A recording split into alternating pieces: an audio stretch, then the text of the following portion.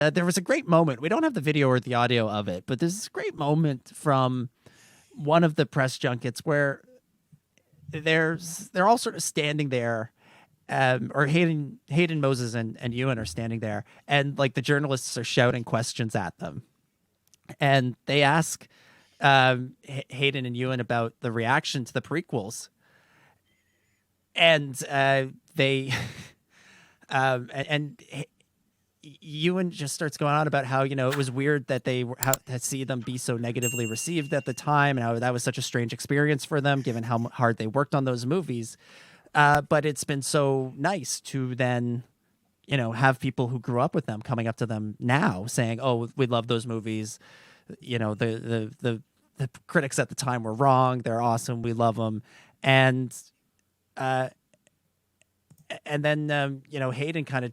And then he says something to Hayden like, and I rewatched them all, and Revenge of the Sith is a really, really good movie.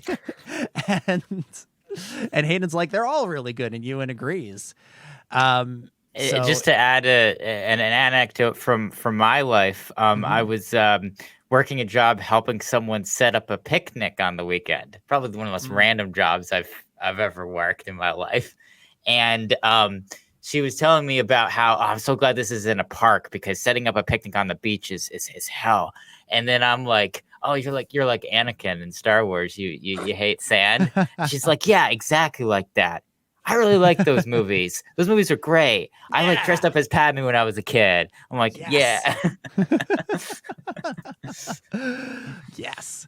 And well, and Ewan goes on to say in this clip I was talking about, the number of times people have come up to him asking him to say, he has the high ground to them. If you could get paid $1 for every time it happened, he'd be very rich.